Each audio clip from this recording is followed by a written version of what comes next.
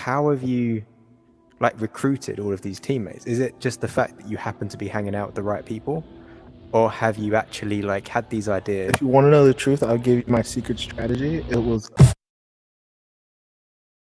So when I was at VRMLCon 2023, back in June now, I mean, it's been a little while since we're recording this, but that's beyond the point. I met someone, I actually originally met them back in 2022 in February at Tyroland. This person was like, everyone's kind of like being involved, doing their thing, everyone's about, and I was in like one of the after party like hotel rooms. This guy is like sat down looking cool as, like looking so cool. And I'm like, who is this guy? I've never seen this guy around. It turned out to be one of these people that stays in the background. So in terms of like their work and their impact, like it touches so wide in the community and influences like the tools, there's so much that they influence as we know it in their community. Yet as a person, as an individual, they are completely background. If you know them and you know the impact they have. If you don't know them, then it's going to be quite a surprise to you. And at first you might be like, oh, who is this guy? This is boring. But I beg you to pay attention and realize how important of a person this is in terms of the community as we know it. It's all feeling cliche, but I do want to put in the effort to really hammer home how important this person is. This is basically the founder, like the main person when it comes to Ignite. Ignite, you probably know it from the team that replaced the Joker boys, left the Joker roster and joined Ignite. It sounds like they got paid off or something, but the thing is, they did it because of the respect they had for the Ignite crew. The Ignite crew is it's a clique within Echo that just has like the doers. It has the people that are like building things. For example, NTS France, working on the Spark link, all of that infrastructure that benefits us in terms of the competitive scene. What else they do? They're the clothing brand VR Wear, and there's like a laundry list of all these things that they do in this space. They're people that are making things happen, and this is the person like right in the center of making all this background stuff. This is a real like if you know kind of episode. You're gonna learn like proper behind the scenes of the community. If you're just like a shallow watcher and like you're just kind of looking for like the Dimwees and the other casters, then you might not really enjoy this. If you're someone that's been around in the community like long term, and you're looking for like, you know, the gritty like behind the scenes stuff that's going on, you're gonna love this episode. This is, and you will never have heard of him. You probably will never have heard of this person, but trust me, you're gonna remember who they are at the end. This is Far. Let's get to it. Far. Yeah, what's up? I love how you, just before I pressed record, you're like, yeah, I'm such a chill person. There's no drama around me. I'm boring. What's the point of interviewing me? Yeah, well, yeah. I feel like I haven't done anything particularly special. So it's just like I've avoided any type of interview. Although my phone's going crazy right now. Yeah, So no worries. 1 second. Yeah, cool. So yeah, I've always avoided Echo interviews, partially because like 2017, 2018. Tiny bit. Like around here. That's good. Go on, you're saying 2018. Oh yeah, 2018. We tried to do like a podcast type situation, and I felt it was way too early. And so that's when I was like, you know what, I'm done with Echo interviews. And I didn't know people would actually take it so seriously. And so I've watched a lot of the Echo interview content that's out there, but at the same time, I'm like, you know, I don't feel like my story is interesting enough to be in one of those interviews. So that's why I've kind of stayed away from it. How did it go? Well, go ahead. No, you go. Well, I was gonna say, plus, like, the more I talk about Echo stuff, the more I feel like it demystifies the situation, right? Like, you can't be a mysterious person if everyone knows about you. Do you enjoy being mysterious? Oh, nah, but it's just like it's a persona that I have now, right? It's like I'm 100%. Unaccessible for the most part, but I'm around. You know, you might see me at events and stuff, but it's just like I'm here and there. I kind of pop up whenever. Yeah, my first time meeting you wasn't online; it was in real life. It was at Tyro 2022. When was that? Was it February? Is that right? Great event. Yeah, it was very early, so like a year and a half ago. You were this really chill guy, sat down with a rucksack, and I'm like, who is this guy? What is going on? And as I was talking to you, you start talking about blockchain, like Web 3.0, and I'm like, all right, okay. Yeah, you've hit the nail on the head, saying you're this inaccessible, like, background guy that does all this stuff. But the more I talk to you, the more confused I am. Like, okay, what does he do? What the hell? Oh, well, okay. So, yes, there is a Web 3.0 component to what I do, right? But at the same time, like, I'm a fan of Echo, right? So I'm around, you know? Yeah. And more so, like, people don't know me for any Web3 stuff. Like, my day-to-day life is comprised of it, right? People more so know me for, like, Ignite stuff, right? Yeah. And that's like the thing that I did, right? And but not to take any shine from Franz or BTS and everybody else on the team, you know? It's just like, for the most part, the logo and styling and whatnot is kind of like, that's kind of where like I did my part, right? And a lot of the earlier ideas that we had. Also, is everything good on your end? The police are coming to get me. I'm fucked. They've got it's because this is what happens when I start talking in public. Oh, you know what it is? My window's cracked open. I thought noisy street in central London, so that happens a lot. Like, normally not that bad. I bet that was fire engines going past. They're the loudest. Yeah, sorry about that interruption there. But yeah, let's talk about this. So Ignite is what you're generally known for. Yes. But not... Go on.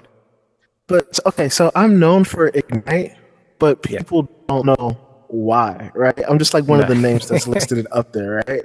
And so, really, though, people know Franz and BTS as, like, the main Ignite people. Yeah. Although it's like Ignite was literally like, from naming to logo design, it was like kind of my idea, right? But the team aspect was myself and BTS. A lot of the early tech stuff was, you know, me hoping and wishing BTS and Franz would make my ideas, right? And so it was a lot of begging, a lot of like, yo, we gotta make this. This could change everything, you know? And yeah, that's kind of like my role. My role is to just like come up with ideas that seem impossible, right? And then compartmentalize them into like feasible processes for, like, I guess the dev guys to try to make them. What was the first idea? Where did it originate from? Where did like even like the name or what was going to be the name Ignite? Like where did it come from? Oh man. Okay, so where did Ignite from? That's the question. Oh, okay. So there's two stories here, right? So first there is a we're first called Atlas, but the Lone Echo story contains Atlas. We want to be anything where our branding was similar to the branding that's like in game. And I always really liked the name Ignite for a team. Yeah. And from like I was really into Call of Duty early on. You know, I had a Call of Duty team. We played multiple tournaments, and so it's just like we weren't called Ignite, but I was like, yo, that team ended up disbanding, but the name itself was great.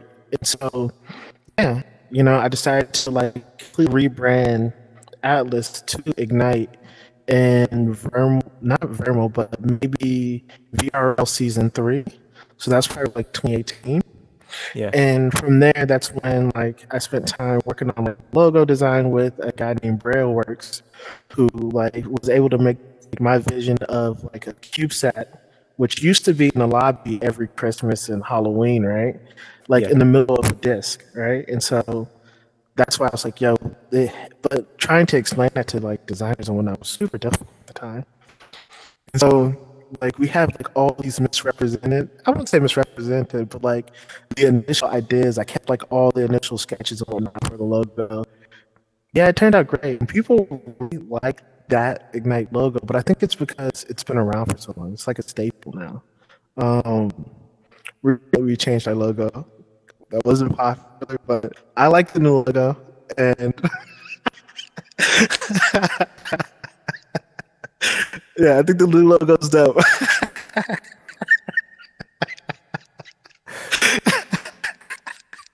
Why is it making you crack up? People don't want me to change it, right? But I'm like, it has to change. We have to grow. And eventually we'll have, you know, more rebranding and more updates. And like the initial logo, people didn't like it. There's a lot of people who did not like the original Ignite logo. But it's been around so long now that there's a group of people who do like it. Yeah. So my thought process is that hopefully, even though people may not like the new logo right now, in the future, they might like it. So that's why I think it's kind of funny, you know. Plus, it's time to change it, man. We've had it for almost 5-6 years. Got to update it eventually, you know. 5-6 years. So you were saying the origin. Could you remind me the origin of how, like, Ignite came about? Or you said it was called Atlas at the time. What was the first intentions, like, initiative when it was born? The first thing that we did as Atlas or as Ignite, we just played Echo. Played Echo. You were just playing. That's it. We just played Echo. Cool. It wasn't until, you know, VTS, he reached out to me.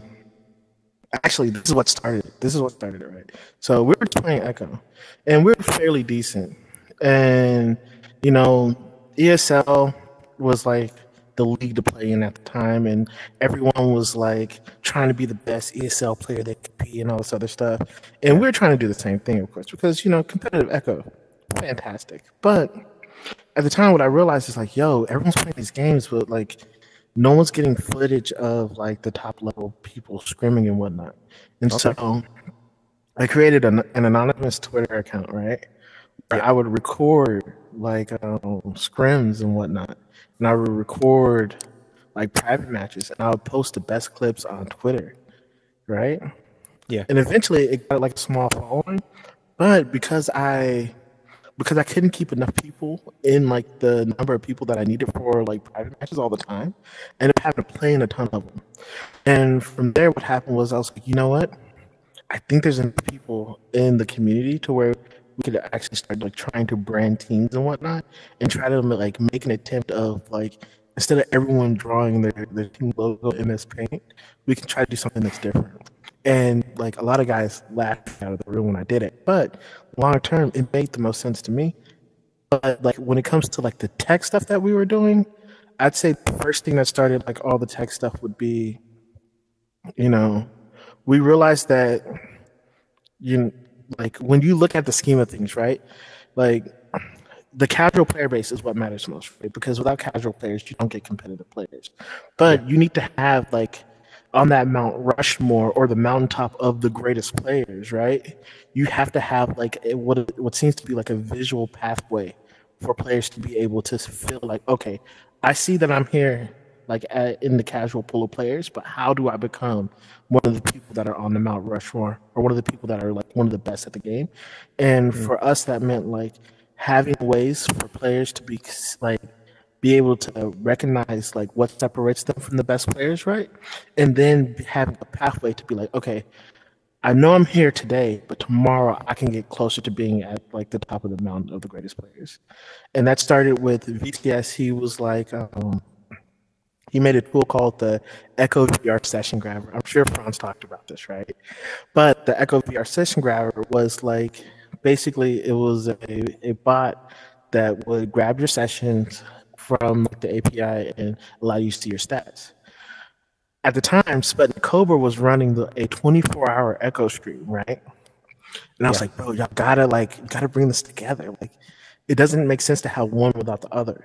But it took us almost like 6 to 8 months to actually like get it into practice and make it work to where like people could go to the website, search their own name, and then view their own stats. From there, it was about like, how do we increase their ability to like recognize or see which players are good and what the shot positions are, that type of stuff.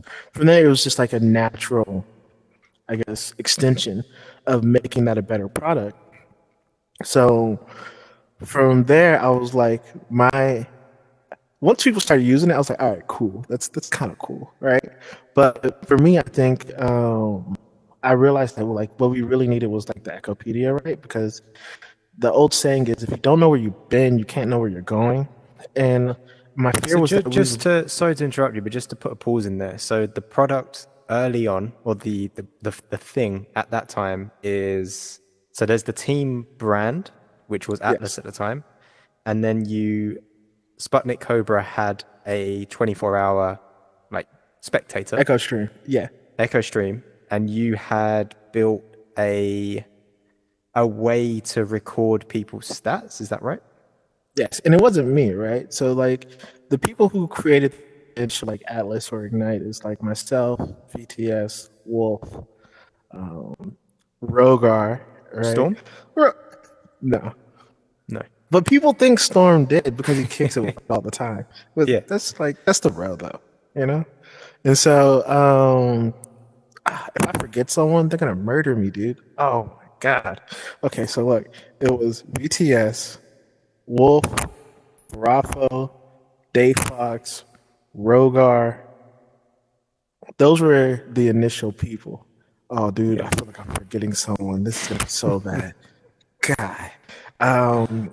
Season 3 ESL, that's when we first started hanging out with Franz. That's when we first started hanging out with Duel, who would become like Ignite, like well-known Ignite people, right?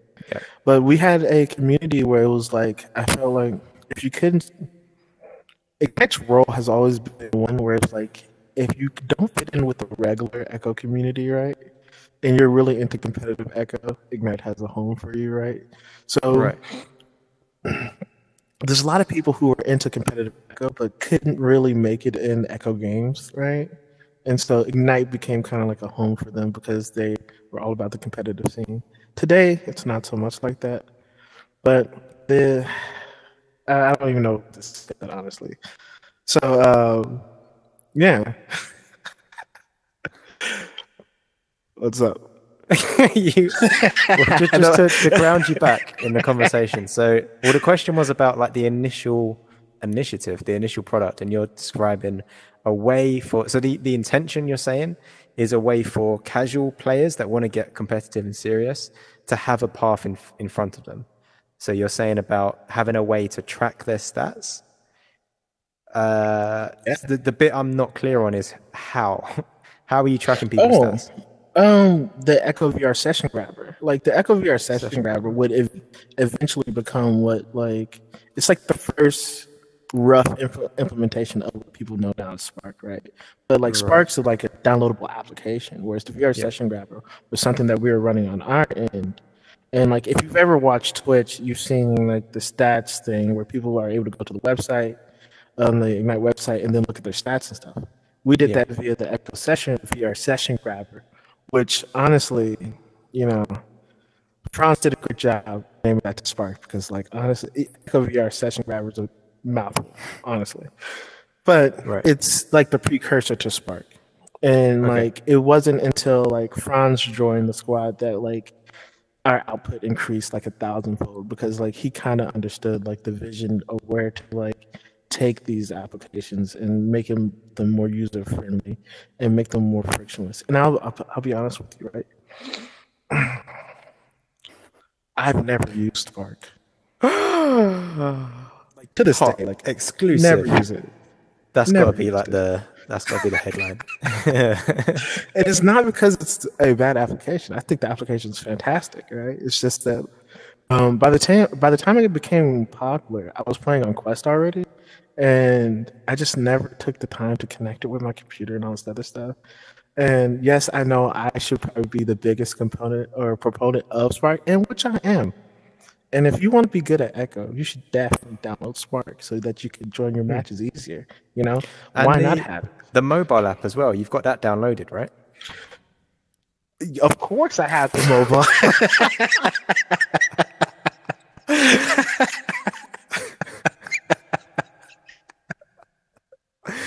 I love it. Yeah, of course I have it. I just don't use it. So no, I don't have it downloaded, but still a great application for anyone on Quest that wants to, really take their Echo experience to the next level.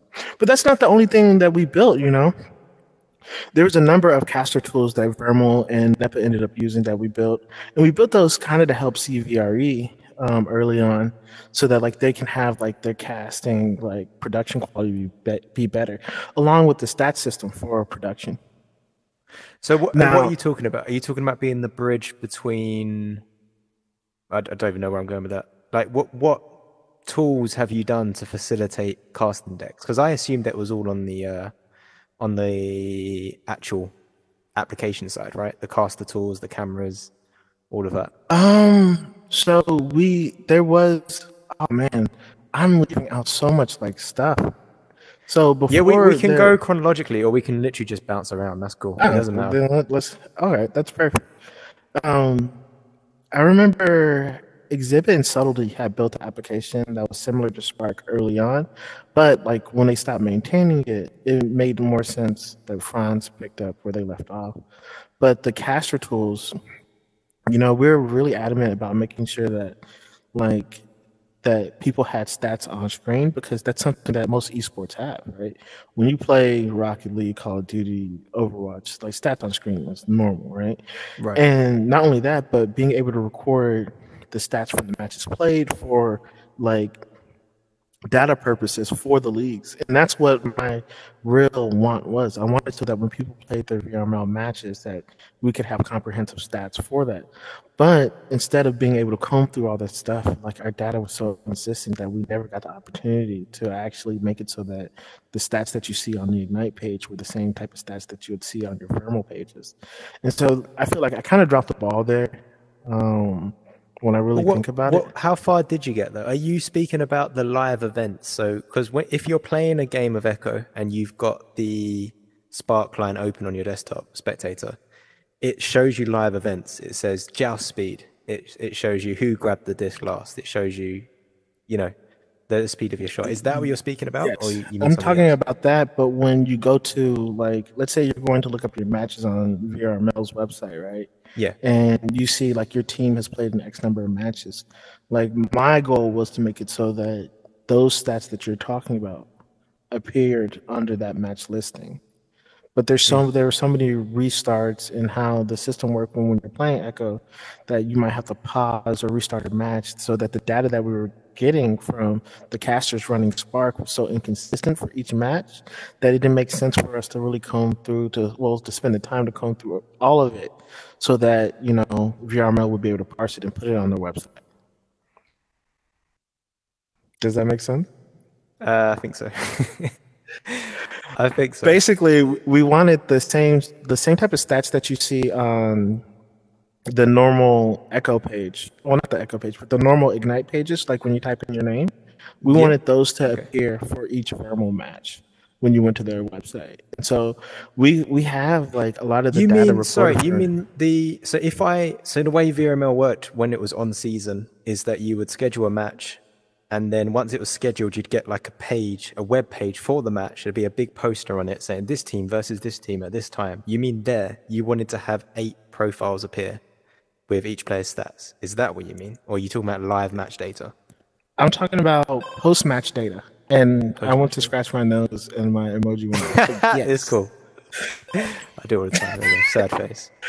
So yes, really post-match data. So like after the match is done, I was hoping that the information from that match would be visible under like your team page, so people could say like, "Oh, this person scored X number of goals in this match." Right. Cool. Right.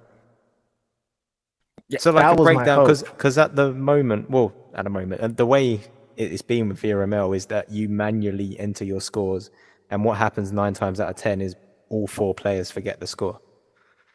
Yes. So it would have solved that. Oh man, But that is like a whole different conversation, right? Because like they wanted us to implement some sort of system where the casters or like one person per team ran Spark to make sure that players wouldn't have to enter stores like scores and whatnot. Other leagues use like a photo based where people take pictures of like the match scores as a verification type thing.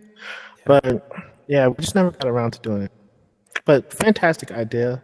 Although, like I'll say this way: we always took the stance that like until the leagues were doing really well and had the popularity and were like seemed to have abundance, that we weren't going to charge for a lot of the tools that we created, right?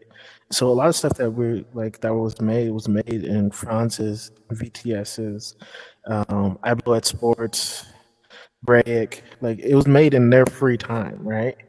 And so like they were never like compensated for what they made. It was just like from the fact that they wanted to see the community like grow and be more than what it was at the time. I want to ask how you.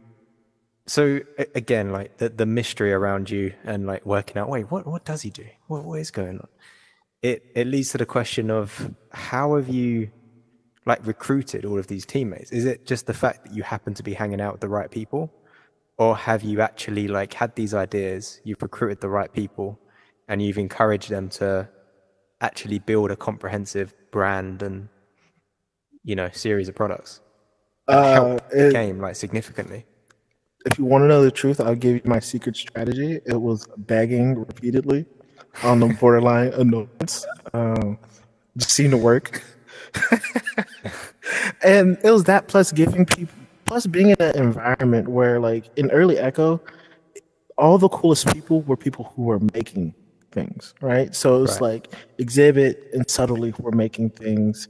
You had like guys like QL making like the 2D like Echo stream thing. Like everyone, like there's like this aura around early Echo where people wanted to make their own applications around the game. And even guys like Sneevil or Sneaky Evil with the Echo replay, right? Like it's like everyone from that time period was like, yo, we want to make something cool. And they like just like as a community, that was the vibe for the most part. And what I did was I noticed that vibe and I just begged them to make things that I thought were cool.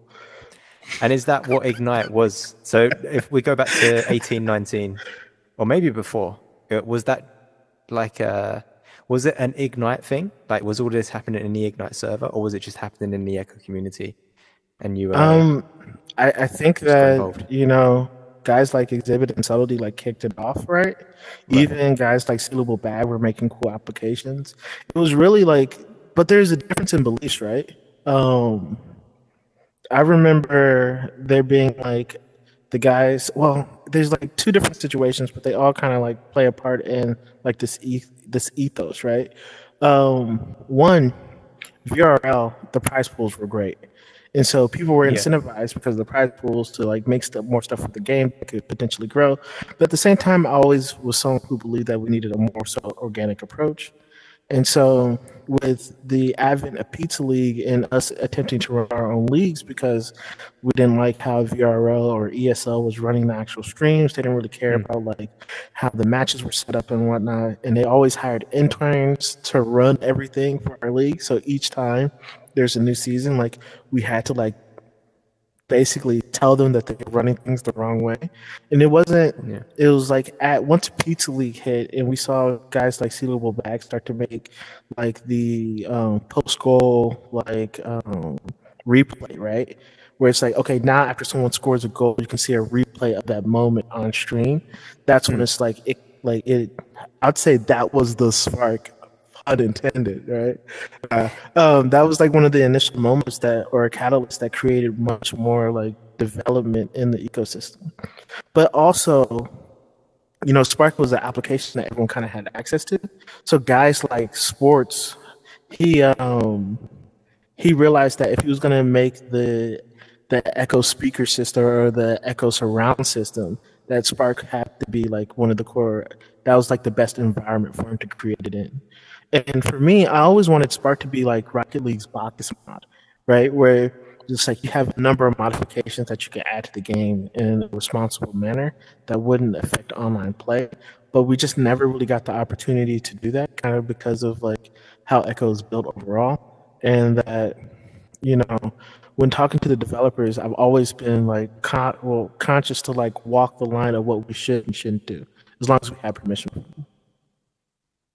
Was there anything, so at those times when you're speaking to ESL and other people like that, or Rad, what was there anything you were like, yeah, let's do this, you knew how to do it, you were ready to do it, and then they said no?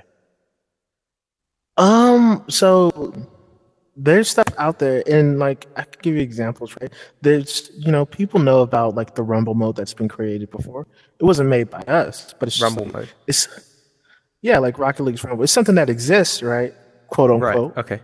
But it's just like it's never been something that people were able to release to the public. And so knowing that that's been around for years and that the guys who made it can't release it kind of like stifles innovation in a way.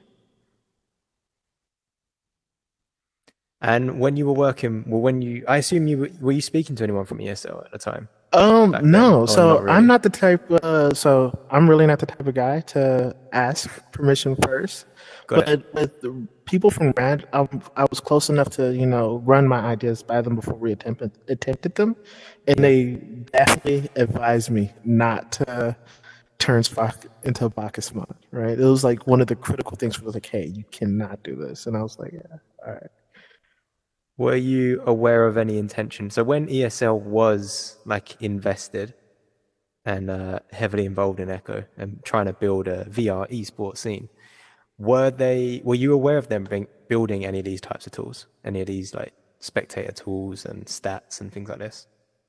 No, not at all. And that's kind of because at the time, I don't even remember. Well, I believe we had API access back then, but I don't remember there being a push for it, Like VTS, he was the first person I saw where he was like, hey, this is something we can use the API for. And at the time, he was using it for a school project. And I was like, bro, like everyone needs that. Like everyone needs access to that. He's like, I don't know. And that's typically his response to like, if I think something that he's making is cool, right? But from there, it was just making sure that we could implement it the right way. It still took us 8 months to actually make it so that the stream would run, like 16 hours a day almost, right? We it took us so long to get it right. And in that time, we had a number of successes and failures. Right? We had like a Ignite Combat team at the time that placed particularly well in combat, even though combat kind of, fizzled out and whatnot.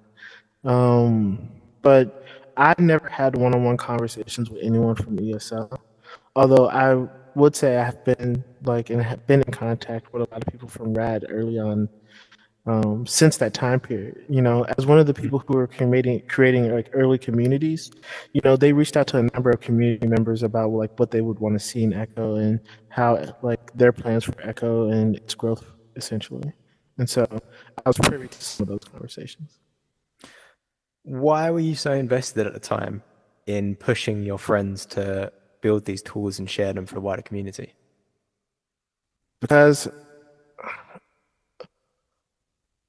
that's a fantastic question. And even my answer for it is not great. It's just because, I just felt like people needed it, right? And even why push it? Because loads of people feel like that, but they don't take the time to help it happen and be a catalyst.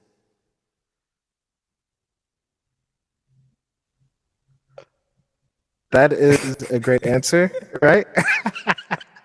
No, you're absolutely right. I don't know. It's just something where I just felt like people needed it, and therefore it didn't make sense. If I'm around people that I know can make this stuff, and like I'm not asking you to build Rome tomorrow, Yeah, but things just like this, help me place the first brick, and then let's see what happens. Yeah, why are you trying to build Rome? The point I'm getting at is that it's not an accident that you surrounded yourself with these kind of proactive like producers and put yourself in a position where you could connect them and make things happen. Like put a Franz and a Sputnik together and build like those early Ignite initiatives. It's not an accident. Well, you know, I'll tell you what they tell me. They tell me I'm a dot connector. Yeah, you are. Really, I'm just like an idea guy, right? I'm no different than anyone else. It's just that like I convinced my friends to make a couple of my ideas and they panned out. I convinced them to make a lot of ideas, but we're only talking about the ones that were popular and panned out. We're not talking about all the misses. No one. That's the thing, man. Like, no one really talks about the misses all the time. They talk about the stuff that pans out, unless you have too many misses, of course. Fair play. You would be, if you were in the music industry, you'd be an A&R guy. You know what that means? Yes, absolutely. Yeah. Yeah. You're that for Echo. Oh, maybe. I feel like, but there's times that I miss him, right? Like, I didn't know Jaywalker was going to be as good as he was at the game. I didn't know Game was going to be as good as he was at the game. When it comes to picking like talent for playing Echo, I'm subpar, but being able to convince a few of my friends to make something that I think is interesting, you know, I'm okay at that. So you brought their names up. You said Jaywalker and Game. There was a point where, and I saw it happen. I saw it happen live on VRML. It shows you on the Discord. There's like a log of people leaving teams. And actually, it might have been it was on Twitter. You did a tweet about it. And am I getting these mixed up? Did you tweet about you leaving the roster? Me, myself leaving the roster? Potentially. Or there was a tweet of the Ignite roster all leaving the team. And or I saw it on the roster record. I saw it somewhere and I was like, oh no, what's going on? Maybe it was a tweet. It might have been either. I don't know. Do you remember tweeting this, or was it someone else that ran the account? So I run the Twitter, but Rocket runs the Instagram, which is fantastic. I recommend people check it out. Oh, maybe it was Instagram. Maybe it was the Instagram page, and it was like, gotten rid of the roster. Like, was it the original roster or the other roster? It was whatever roster you would have had in like 2021, around that time. Yeah, we got rid of the roster. One, it's because it's like, okay, sometimes I become dismayed with the Echo scene, and I can be emotional, and I feel like there's like, it's the way communities work is that you gotta feel like the people that are building this environment, this ecosystem, love it and are just as passionate as you are, and I know they are. Right, I know they're passionate people. I know they want to see the game grow and whatnot. But sometimes you become dismayed, and you're like, bro, like, for what it costs us to maintain what we're doing, right? There's certain things we want to see in game, and it's like if you feel like that innovation starts to stall, or you feel like there's less progress being made, you become dismayed with that. We did take a year off, right? Which was when we gave the team the options, like, hey, you can kick it with us for another year, or you can kind of do your own thing. But this year, we're just not feeling it as much. And during that time period, I think they became like the neighbors or whatever. And we just took time. No, sorry. I think we're getting mixed up here. I'm talking about before. So there was the Joker Boys, and there was Ignite. And I remember that's why I was starting it off like that. Yes. There was a time when I saw the OG Ignite roster, it must have been the OG, leave. They all left, and I was like, what is going on? Oh my word. And then like a week later or a couple of days later, it was like new roster. And it was, Game, Jaywalker, and other OG Joker people. And I was like, oh, okay. Oh, wow. Yeah. So something I was saying for a while back then, I felt like Jay was one of the people who was really dominating the content scene with making a lot of fresh Echo content. And it was just like we needed a way to package this for like the overall Echo community. And it made sense because I was like, look, to much dismay from my teammates, they were not happy about this. And sometimes I do things that does not make them happy because we're one of the long-standing rosters in Echo, right? It was just like something we've always been around. We've always played well.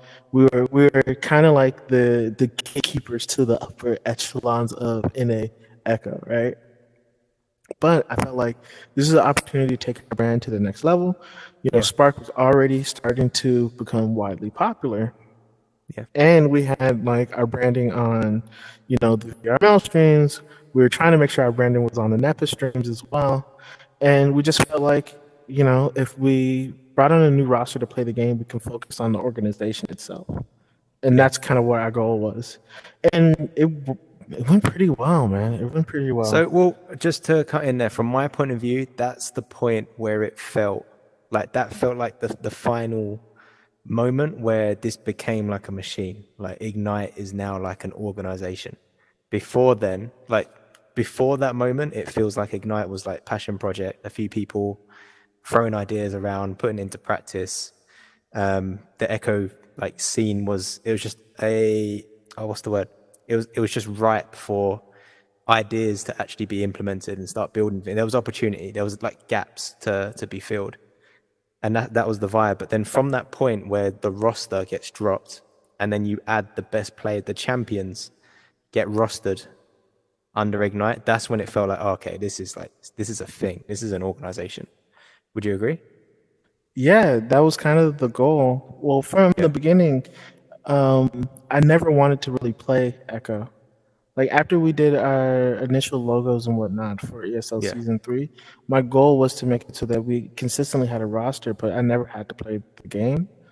But I continued to play the game because, you know, it's my friends, we're all playing, we all create stuff, and it made sense from that standpoint. But I was like, to take Ignite to the next level, we have to be able to maintain Master Tier while building the brand itself. Well, hang on. There's maintaining Master Tier, and then there's just being the top. There's just being number one, and that's what you did. Maintaining Master Tier, you know, we were just trying to maintain Master Tier, and that was the overall goal here.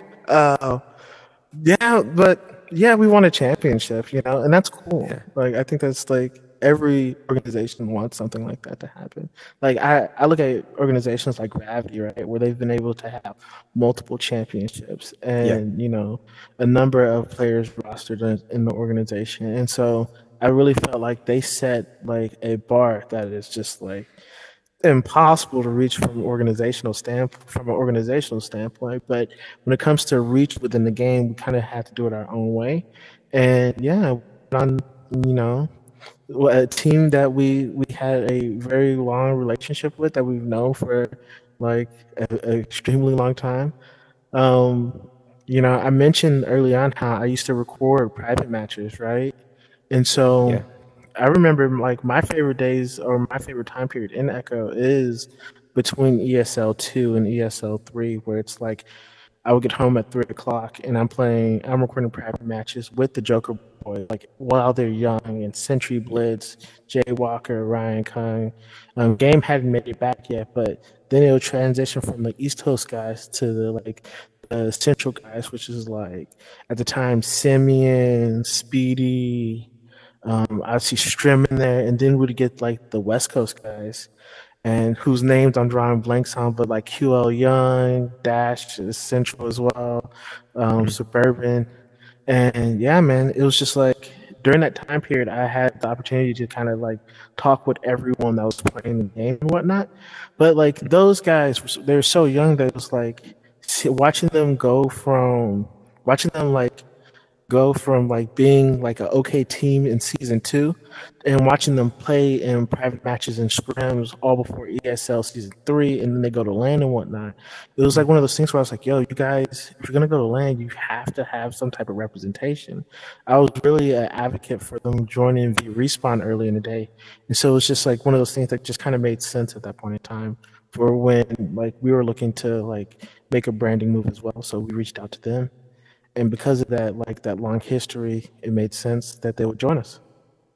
V-Respawn. What does that mean? Sorry. What oh man, V-Respawn. Jeez. Fernandez had an organization of teams that played in ESL 3, and they're called V-Respawn. And yeah. So it's like we Woo Woo. Oh, what's it called? Thingy Nation. Woo Woo Nation. I don't know Is what it like that that? is, though. Oh, I have no idea what that is.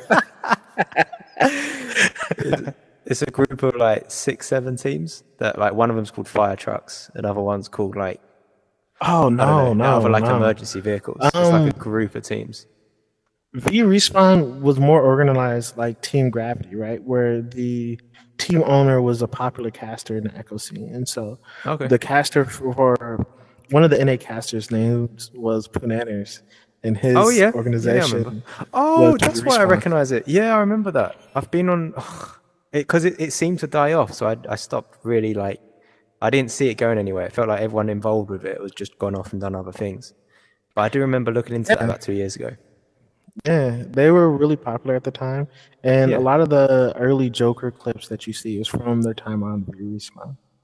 Wow. Okay. So I was a big advocate for them joining the team because, you know, I feel like when you're young and you have the opportunity to play like competitive esports, like a lot of parents are extremely apprehensive. And so it's like, as long as they're like, there's a solid organization that's participating in the ecosystem that can be kind of a North Star for all the other organizations, or have some type of pathway that other people can follow, so that when people are, you know, trying to create teams and trying to get in and essentially like follow that pathway to be a pro player, you have to have like a solid relationship between not just the players but the parents as well a lot of times. And that really depends on the age of the player. Like even people who are, you know, 18 to 21, a lot of times their parents are still going to be apprehensive about, you know, them participating in esport. Are you talking about these scrims that you're recording, or are you talking about the Joker Boys joining Ignite as a roster? Really, the scrims that time period where I spent like about a year with them recording their early scrims and private matches led to, you know, them eventually joining the team. That's where our relationship was established, you know. And side note, like kind of tangent, were you using the...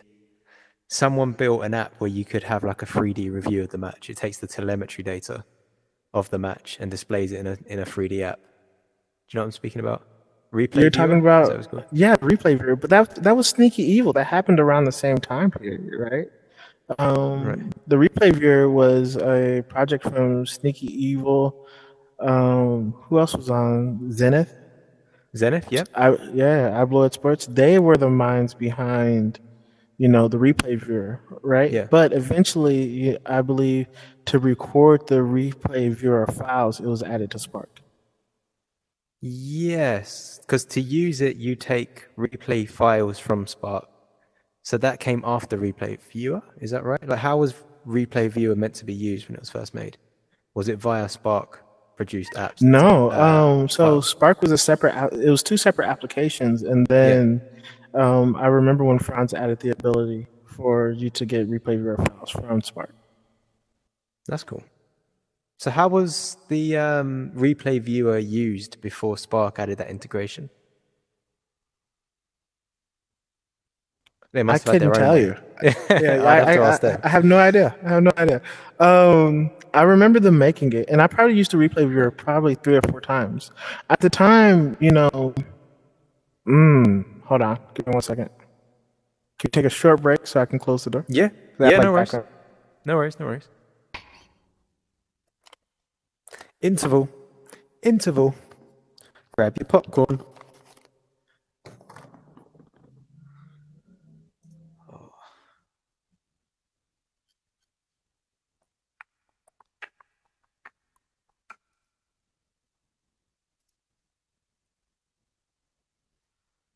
What a good interview episode this is. I can feel it coming in the air tonight. So come on.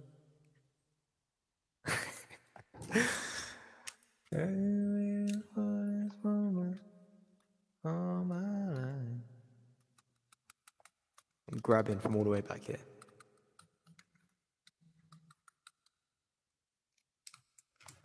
I can feel it coming in the It's a night. So come on. Do do do do do do do do do. Yeah. All right, I'm done. Keep. So Oh wow, like, your voice that- quality. Oh went my from God. 7 out of It's 'cause 10 I to like moved. 1. Hold on, can we give it a second? Yeah. It's rough. It's like 1 out of 10 right now.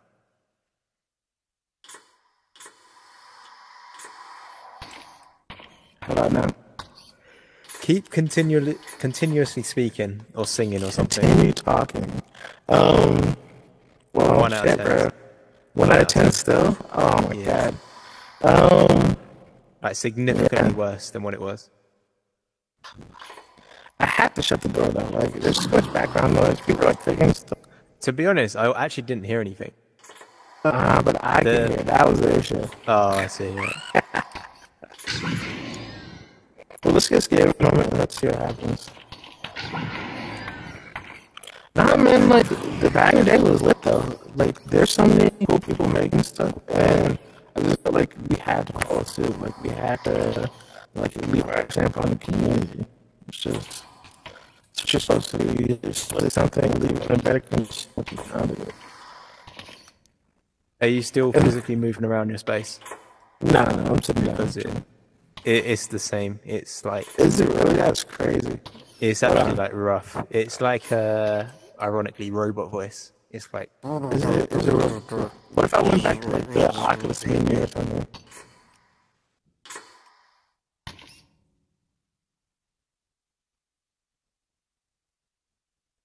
What about now? Still robotic? it's the same. Same 1 out of 10.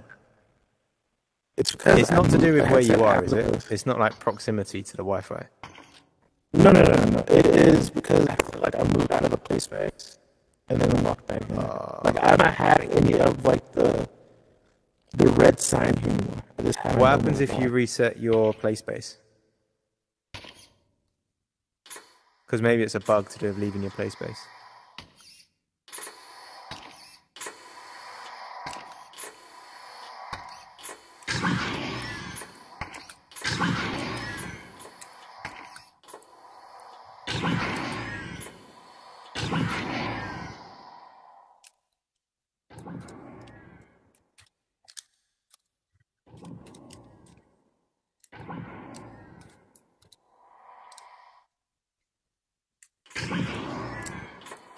Alright, how about now?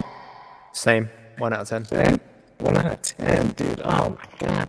What if I open the app? Hold on.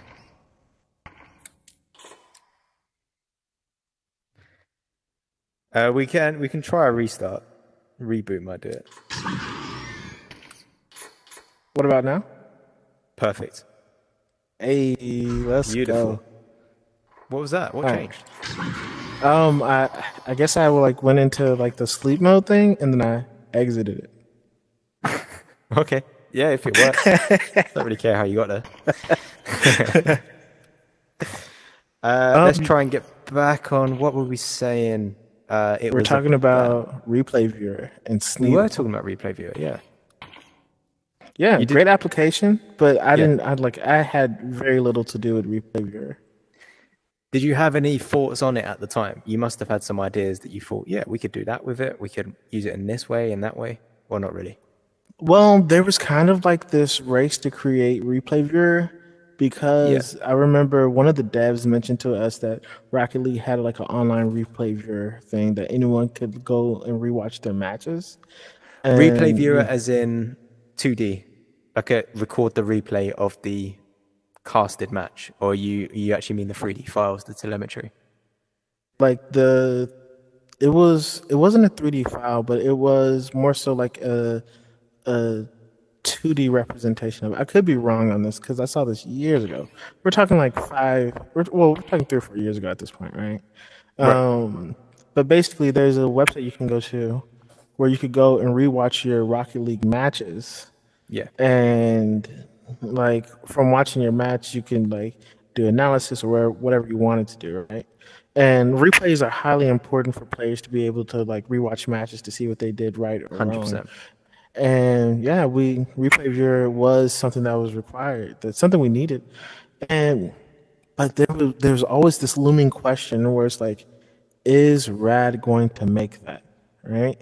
That was like one of the things that we always were with anything that the community wanted to make. It was a question of should we make it because we think the developers are going to end up making it, and because we don't know if the developers are going to make it or not, was always like this, like we shouldn't spend effort making a solution for problem A because Rad might be making a solution for problem A. Therefore, we should focus on problem B, right? And what that manifested as is like we never thought that we should make a solution for the submitting scores at the end of matches because we felt like Rad was probably going to make something like that, or that. And this is like, but we know how limited they were and what they could make at the time, right? And so it was just a situation where it didn't. There was just the line of communication from like the developers and the community was always great, but it wasn't enough for the people who were essentially who would become the quote unquote modding community or the builders within the community. And we never modded the game really, but we made things that were like for the game, right? Applications. And so I just think that hopefully, you know, the next approach for whatever future Zero Rap games are out there, that there is a clear line of communication on what's being made, not in the sense of like spoiling people, but in the sense of for the people who want to make stuff that they don't feel like they're going to make something and then the developers are going to roll out the same thing in 3 or 4 months later. And that's kind of what our fear was the entire time while we were making stuff with Ignite, was that like, if we take on a project that's massive, we make it, it takes us 6 to 8 months, and then the developers release the exact same thing, then it defeats the purpose of us making it. So player tools, spectate/caster tools, the best roster in NA, and content creators, like recruiting Jay Walker because of his content that he was doing at the time. And I've seen most recently you've got Aiden doing content as well, making some videos. Aiden VR. Yeah, we have a number. Well, we've always wanted to be able to make YouTube content, and it's not something that's ever been truly consistent for us. I'm the type of person where if we make something, I want to kind of like use it for a multitude of different reasons. So I felt like when we made the Ignite stream, it was an opportunity for people to showcase like their best clips and whatnot. So we would take people's user submitted clips and put them together in like a best of Ignite series to post online.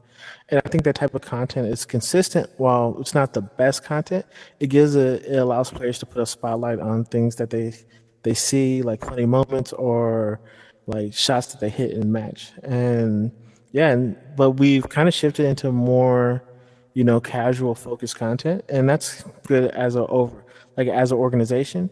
And these days, you know, my thought process is like, if I'm doing my job right, it should look like I'm not doing anything at all. And so I kind of let, you know, people, like, if they have an idea, I'm like, yo, go for it. Like, try to make what you can. Have you ever worked with casters? Yeah. For content or anything else? Yeah, Dimly. We made... Oh, the video. We made like a bunch of videos with Dimly. That main video. He talks about this video. Is it called? Is it literally just called The First Time? Yeah. So I reached out to Dimly and I was like, man, I have this idea for a video, right? Yeah. And I kind of gave him a script for it. Thank God he didn't use it, right? Yeah. At the time, I would like spend my time writing scripts for videos and stuff, and I was like, "Yo, this is how this video has to be. It has to be like this." Was there any other ideas that you wanted to build as part of the organization, which we know as Ignite, that either you've tried and failed, or thought about and haven't had the chance to try, or have missed the boat? Well, then we came to us with the idea of player cards as NFTs, which we kind of halfway did. We did the player cards, but we didn't. There's so much friction in blockchain that it's difficult to get normal users or normal like gamers and whatnot to participate in a blockchain ecosystem. So when it comes to Web3, it's a very fine line to walk on Like whereas like who knows how to use the technology and is it accessible to the average individual? At the same time, it's like a lot of the player base is under 18, so are they even going to be able to like get that, like create the wallets or get the currency for the transaction fees and that type of thing? And so like we know now because of how much experience we have in the space that we could do something like that easily, but back then we couldn't. That's like, but I have a list of failures, man. I got from podcast to sticker packages that I wanted to send out early on. Like I had everyone sending logos. We're gonna do like a full sticker package, and it never took fruition because some people didn't send in their logos, or some people had copywritten logos.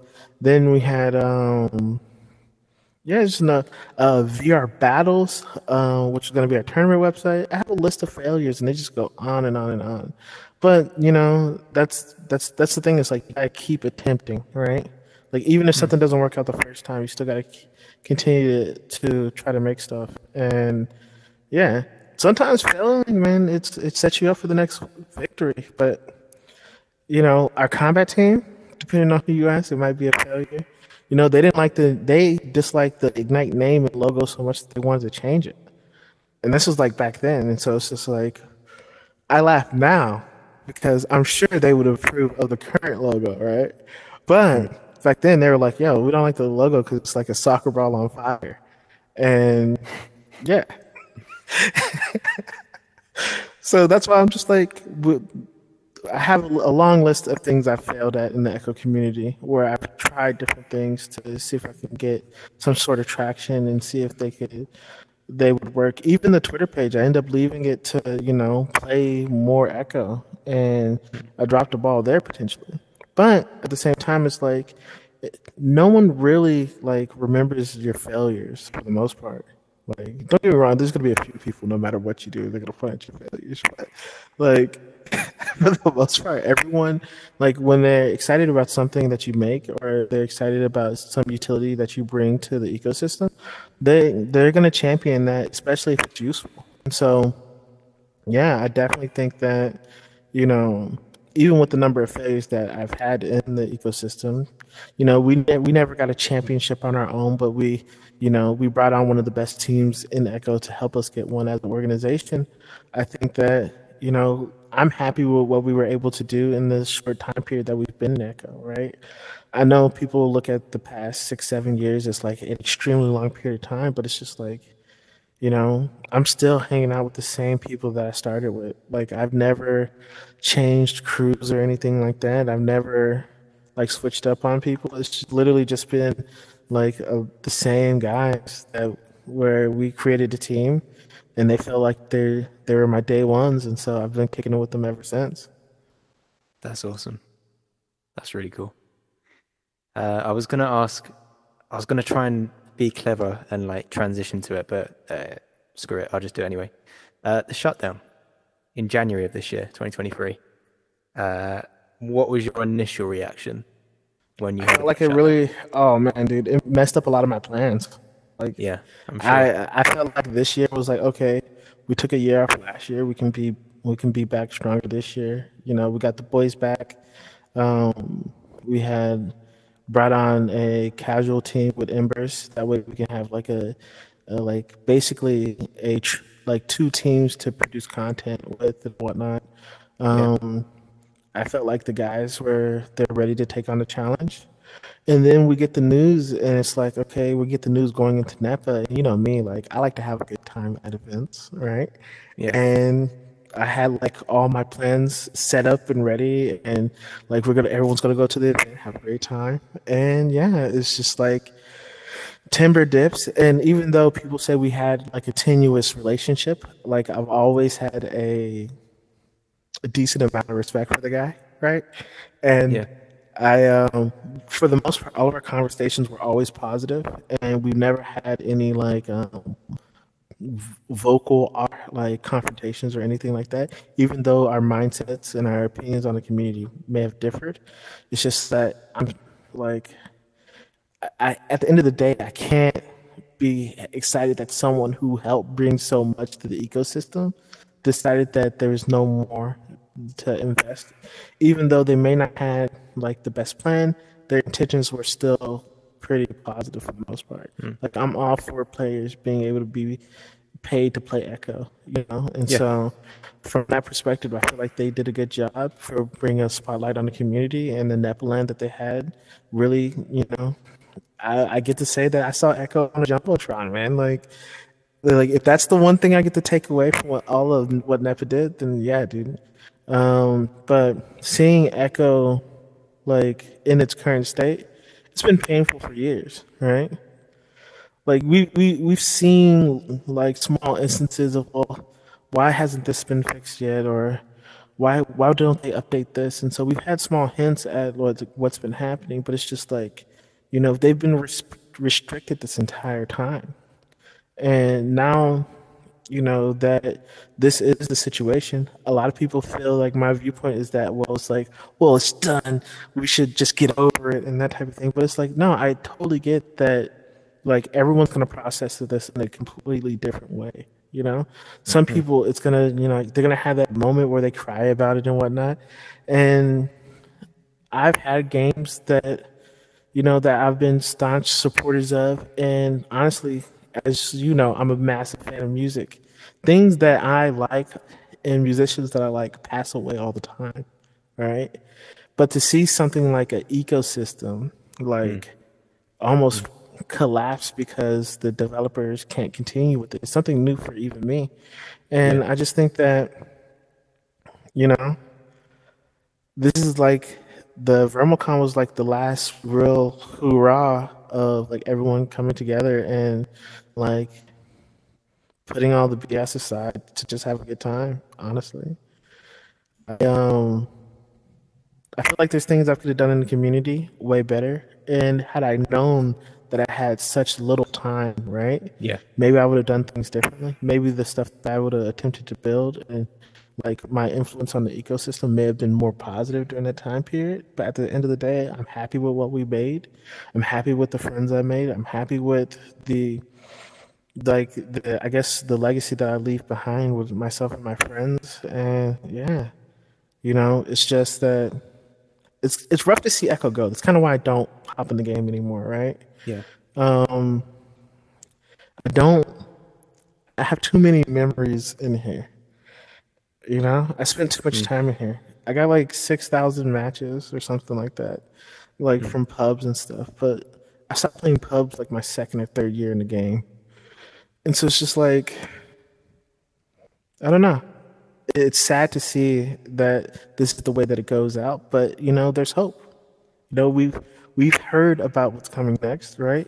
And I'm a proponent where I believe that I would like to see Zero Gravity esports games as a genre, not just one game. Although there's one game that's in the spotlight that I'm happy about, but it's just like I think that this is something where instead of just having, you know, Call of Duty, you could have Battlefield, you could have, you know, Apex Legends, you could have Fortnite. Yeah. Like I would rather see this style of movement, right, that has the style of freedom in it expressed in a multitude of games and not just one.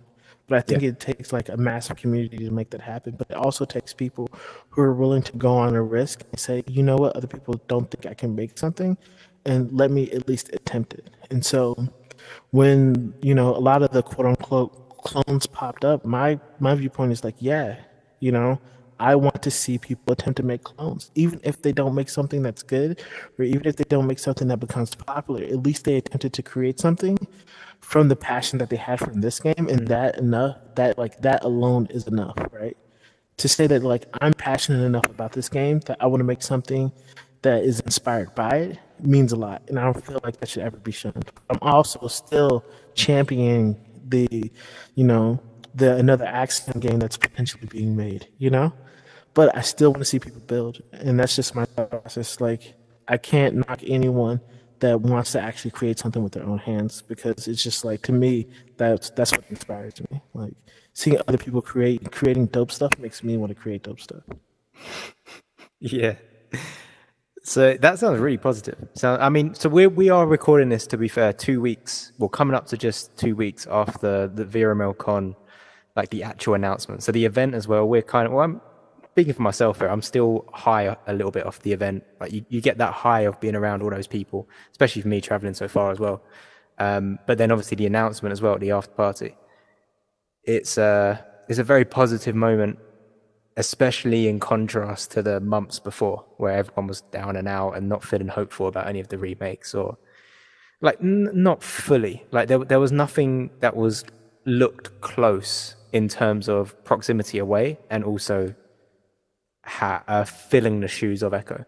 But that's kind of turned around. It feels like the best people in the world are doing it right now. Franz is involved with it. Lemon, creator of Gorilla Tag. Rad David Newbelt. These are all people that we need leading this spiritual successor. I agree entirely. I feel like if there's ever a, I like to think of it like basketball. Right? There's ever a 96 dream team to go make something. They recruited the right team, right? They have enough developers who love and are passionate about the game. They have enough community members where guys like even Circuit Lord, he was building a version that was like the feel was the closest out of a lot of the quote unquote clones out there, right? They recruited him. So it's like, that's why I feel like if you're passionate about something and building, like that's the best way to show it. And because other people are watching, other people pay attention, people want to see like guys with ideas and the ability to create something, make something if they're passionate about it. But that's why, a lot of people during that time period before we had the announcement at the after party, they weren't really inspired by the clones. But to me, I felt like if you're willing to if there's like, Echo is a large community in VR, but a relatively small community when it comes to all of gaming, right? If something like Call of Duty died tomorrow, there would be millions of clones, right? Yeah. But for a community as small as ours to sit there and say that, like, yo, there are 3 to 4 people trying to make their own inspired version of this game, right? That means a lot because it's not, these aren't solo devs. These are people who are creating teams to make this. And a lot of people will say, well, they're not adults. They're not old enough to really build something yet. And true, I get that. But at the same time, Sneaky Evil and Zenith were under 18 when they made the replay viewer. Greg was under 18 when he did a lot of the Gorilla Tag modding, right? So the age has nothing to really do with the capability. It's about passion. It's about like their willingness to adapt and learn how to create what they're trying to make. And I feel like that should be fostered. At the same time, I still want to see the legends build something dope. You can have an appreciation for the indie guys and the AAA guys as well. But it's just like, you can't shun one and say, my hope is only on the other. Nah, because like those kids might make something that we never could have like imagined because how they view the game is drastically different than us.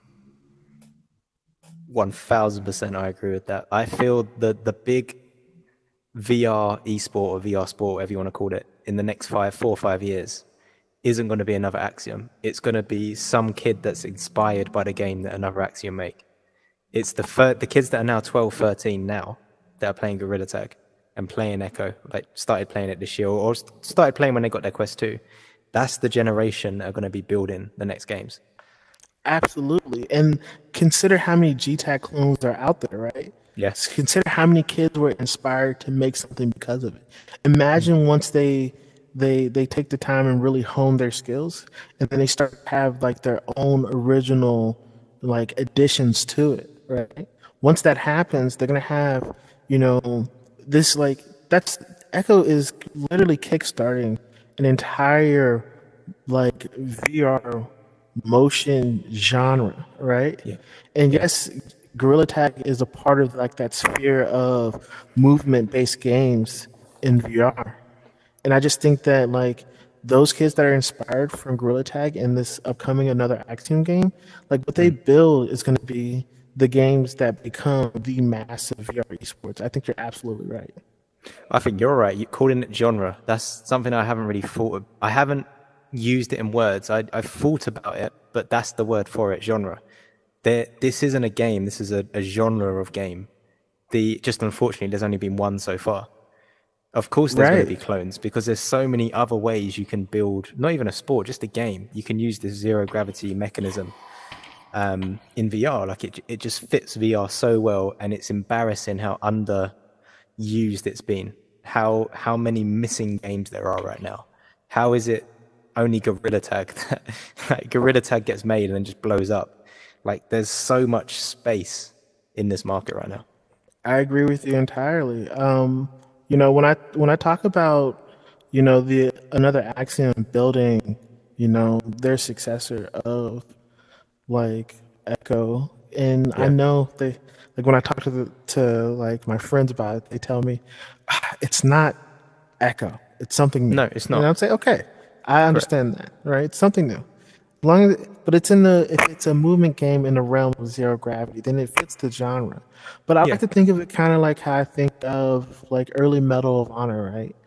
The team was at EA, you know, and then that early Medal of Honor team left to create Infinity Ward, right? And when they created Infinity Ward, they kicked off the Call of Duty series, right? And then after Modern Warfare 3, they left Activision and they joined, and well, they created another studio called Respawn Entertainment. And that's how you get Titanfall and Apex Legends, right? And so it's just like you have a lot of members in an all-star team that was a part of one studio that leave and create, you know, and the next inspired game in the genre, you know?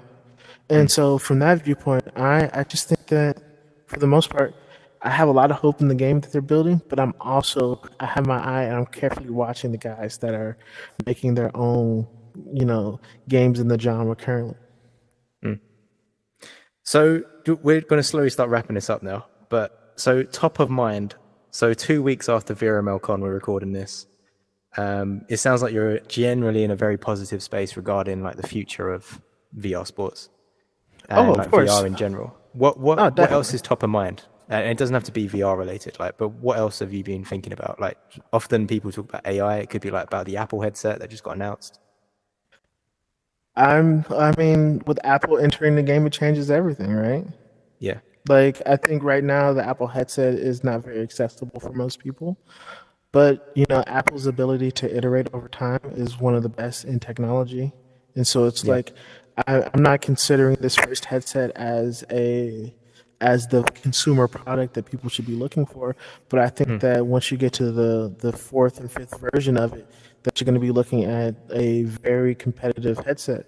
I also think that, you know, cost-wise, that we could be looking at Apple, you know, subsidizing the cost so that these are, you know, they have networking capabilities for when you're not at home. That's something I haven't seen from the Meta headsets yet, but that's something that I just kind of expect.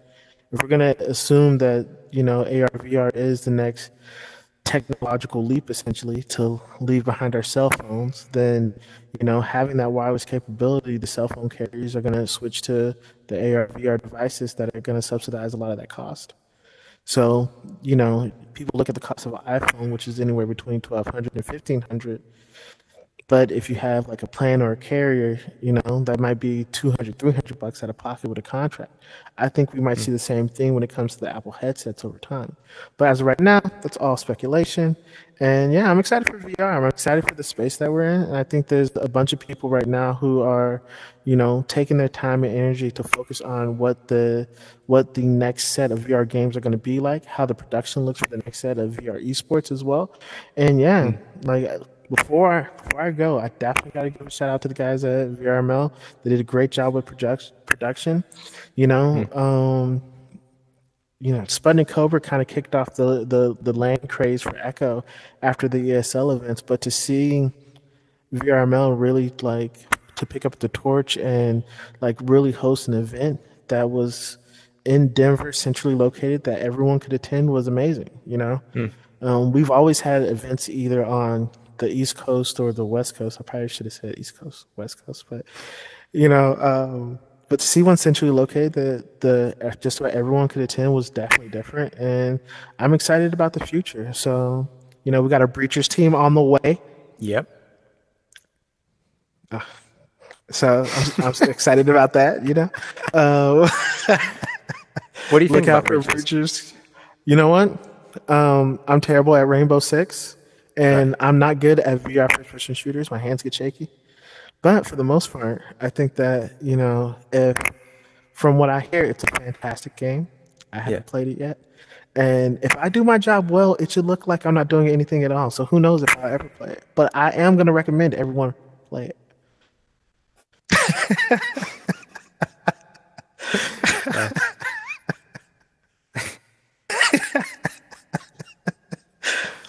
I'm not the marketing guy for it. No, you know what I mean? I enjoy your plugs. I enjoyed your Spark plug earlier. Yes, definitely check out Spark. You know, we have a little bit of time left in Echo. And if you want to level up your ability to play, now's the time. IgniteVR.gg. Go check out your stats and watch our stream, you know? Nice. Very good. Very good plug. We'll clip that. That'll be the intro. Perfect. All right, cool. One more question. Yeah? If you haven't seen any other episodes, then you probably won't get this. And I'm guessing you might not have. But chip or no chip? So I have seen the episodes, and I've heard people answer this question, but I currently have no idea what you're talking about. So close. So close. I'm waiting for the day where I say that, and they're like, yeah, I've got my answer. I prepared it. Like, I thought about this already. It hasn't happened yet. No. Okay, so chip or no chip? It's the Neuralink. Chip in your brain. Chip me up, baby. Chip me up. Let's go. Yeah. So the reason why is that it has to be, first off, the whole Neuralink thing is that they say eventually it's going to be non-invasive. Right. So it's going to be not true chip, but external chip. And I'm all for external chips. I'm all for internal chips too. Yeah. And chocolate chips.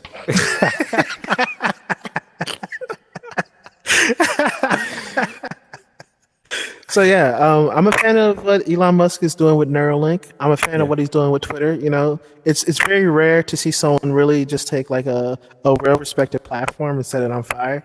But it's like the first time.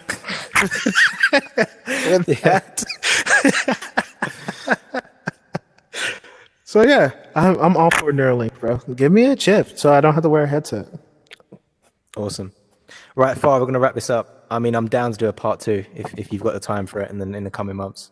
Because there's so many other things I'd love to talk to you about. Well, my right controller is about to die, but I say let's do one right after the game wraps up. After the game wraps up, okay. Because right that is a mystery.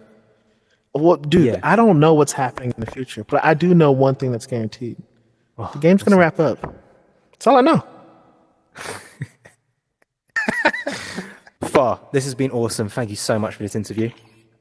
Let's Spud end it out. Anything else you want to say for the viewers? Yeah, bro. Shout out to you, Money Mitch. You've been making fantastic podcasts. And honestly, I've been watching a lot of the episodes. And Franz's episode, of course, one of my favorite. I was able to check out the Cool Whip episode as well, which was dope. And honestly, man, you're doing a great job. And each time you post, the LAN videos were super sick, dude. The LAN videos were super sick. Thank you. And so... yeah, man, keep at it. I definitely like what you're doing. Also, if you don't mind, I'm going to shout out my socials. Check out IgniteVR.gg. Check us out on Instagram. Ran by Rocket, you know what I'm saying? Be on the lookout for our Breachers team. It's going to be sick. And if you like to play Breachers, you know what I'm saying? Scream our guys. Also, we are recruiting in Knock and Ultimax. Oh, so, yeah. Nice. Awesome.